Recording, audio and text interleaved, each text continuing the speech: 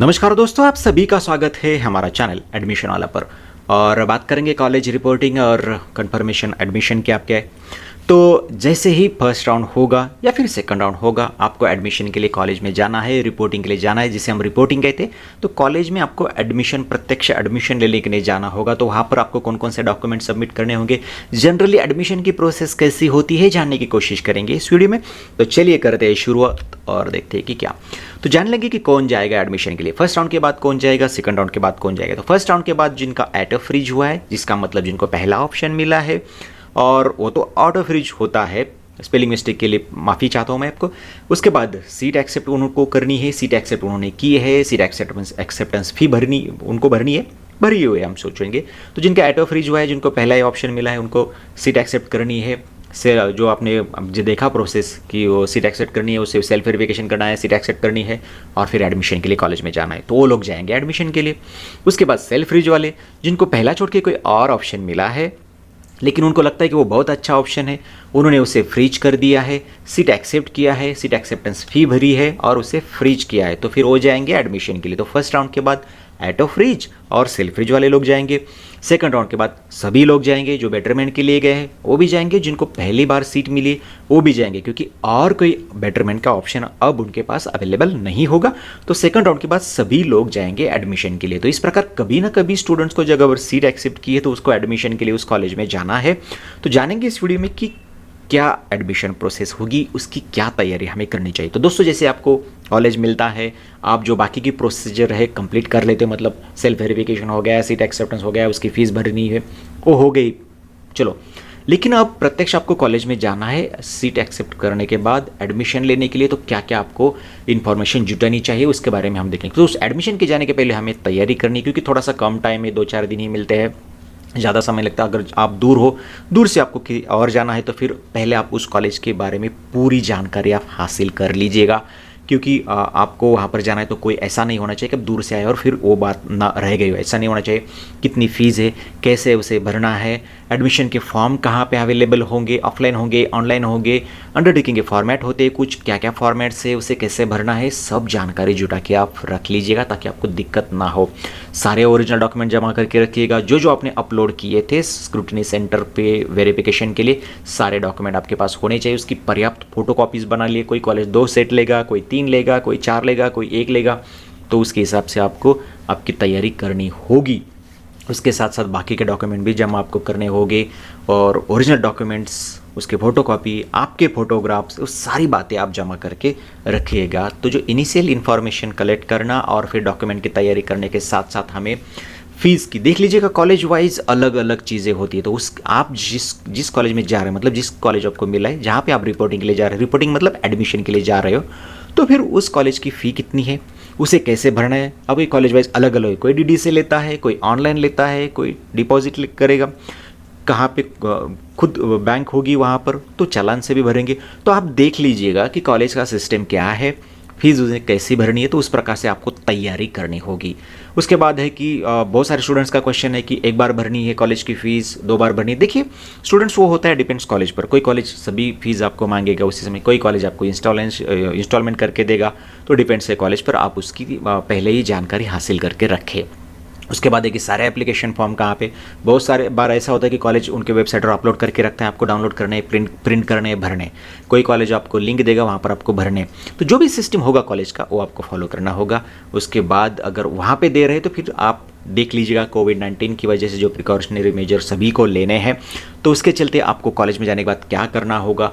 तो बहुतांश कॉलेज आपको पूरी तरह से इन्फॉर्मेशन दे देंगे कि कैसे आना है, कहाँ आना है, कौन से रूम में जाना है, एडमिशन सेंटर कहाँ होगा, आपको हेल्प कौन करेगा, सारी बातें आपको वहाँ पर मिल जाएगी। सारे लोग आपको हेल्प करेंगे, लेकिन आपकी भी तैयारी होनी चाहिए।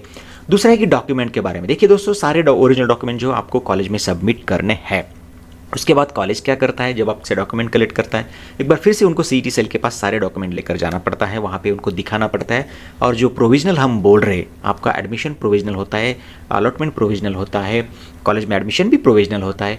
जब ये सारे डॉक्यूमेंट वेरिफिकेशन होगा, सीईटी सेल फिर से करेगा फिजिकल डॉक्यूमेंट वेरिफिकेशन, तब आपका एडमिशन कन्फर्म होता है। तब तक आपका फर्स्ट सेम या फिर फर्स्ट ईयर भी हो चुका होता है कई बार। तो उसके बाद फिर वेरिफिकेशन जब होगा तो उसके बाद जो रिफंडेबल डॉक्यूमेंट है आपको वापस मिलते हैं, जैसे कि 12th 10th का मार्कशीट हो गया, बाकी के जो कोई डॉक्यूमेंट है वो आपको वापस मिल जाएंगे, कैटेगरी के कास्ट वैलिडिटी, नॉन क्रिमिनल वगैरह। लेकिन जो नॉन रिफंडेबल डॉक्यूमेंट है, जैसे कि आपका लिविंग सर्टिफिकेट हो गया, माइग्रेशन सर्टिफिकेट हो गया, गैप सर्टिफिकेट हो गया, तो ये डॉक्यूमेंट आपको वापस नहीं मिलते हैं।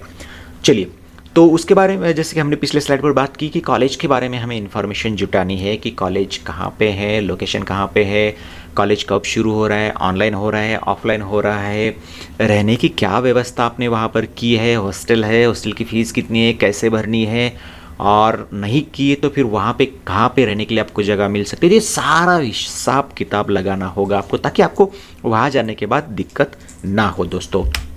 चलिए, अगली प्रोसेस में इस वीडियो बनाने का मेन मेरा हेतु यही था कि आपको एडमिशन प्रोसेस समझाओ, वहाँ जाने के बाद क्या क्या हो सकता है, ताकि थोड़ा सा आपको अंदाज़ा आ जाए और फिर आप उसी तरह से आपको वहाँ पे सुविधा आपको प्राप्त हो। इसी की वजह से मैंने ये वीडियो बनाया दोस्तों। तो एडमिशन प्रोसेस हम समझा लेंगे थोड़ी सी। तो जनरली दोस्तों क्या होता है कि किसी भी कॉलेज में आप चले जाइए, एडमिशन प्रोसेस, प्रोफेशनल कॉलेज की अगर हम बात करें तो एडमिशन प्रोसेस में आपको कोई एडमिशन सेंटर होगा या फिर एडमिशन जहाँ पर भी जिस रूम में भी एडमिशन होता है, या फिर उनके भी कोई अलग अलग रूम में भी हो सकता है। पहले आपको हो सकता है कि कहीं और आपको सैनिटाइजेशन किया जाए, आपकी बाकी की जो प्रिकॉशनरी मेजर है अगेंस्ट कोविड-19 वो सारी पूरी हो, फिर कहीं और आपको भेजा जाए, कहीं फॉर्म भरने की सुविधा हो किस रूम में, कई रूम में आपको फिर काउंसलिंग किया जाएगी कि आपको क्या क्या फॉर्म भरने हैं, क्या क्या डॉक्यूमेंट किस प्रकार से उसे अरेंज करना है। तो कॉलेज में थोड़ा सा अलग हो सकता है, लेकिन प्रत्यक्ष एडमिशन की सिस्टम जनरली ऐसी होगी, आपको एडमिशन सेंटर में जाना होगा, वहाँ पे आपको फॉर्म सबमिट करने हैं, फॉर्म भरने हैं तो फिर फॉर्म भरने हैं, अगर आपने साथ में लाए तो उसे सबमिट करना है, फीस सबमिट करनी है उनके हिसाब से, जैसे भी हो, डीडी हो तो डीडी से, चालान हो तो चालान से, ऑनलाइन है तो ऑनलाइन से। फिर ये सब होने के बाद कॉलेज वो वेरीफाई करेंगे कि आपने सब डॉक्यूमेंट दिए हैं, सब डॉक्यूमेंट, रिक्वायर्ड डॉक्यूमेंट आपके पास है, वो ओरिजिनल है, फोटोकॉपीज़ है। उसके बाद अगर कोई डिस्क्रिपेंसी निकलती है तो कॉलेज आपको एडमिशन वहाँ पे नहीं देगा, लेकिन सब सही है तो फिर आपको फ़ी की रिसिप्ट मिलेगी, उसके साथ साथ आपको एडमिशन लेटर भी मिलेगा। तो आप जब डॉक्यूमेंट सबमिट करते हैं तो एडमिशन का जो आपका स्टेटस है कॉलेज को अपलोड करना पड़ता है सिटी सेंटर के साइट पर, तो वहाँ पर आपका वो बाकी की इन्फॉर्मेशन डालेंगे, आपको वहाँ का प्रिंट एडमिशन लेटर देंगे, उस पर एडमिशन अथॉरिटीज़ की साइन होगी, आपकी भी साइन होगी, वो जो डॉक्यूमेंट है आप वो ले लेंगे, आपको एडमिशन लेटर दे देंगे। इसका मतलब आपका एडमिशन अब कंफर्म हो गया है और अब उस कॉलेज में आपका एडमिशन कंप्लीट हो चुका है। तो उसके बाद हो सकता है कि पोस्ट एडमिशन प्रोसीजर भी कुछ होती है, कोई कॉलेज आपको तुरंत आई कार्ड इशू करेंगे, रोल नंबर भी इशू करेंगे, और किसी का अगर कोई ऑनलाइन डेटाबेस है स्टूडेंट का तो उसमें आपको एंट्री करनी होगी।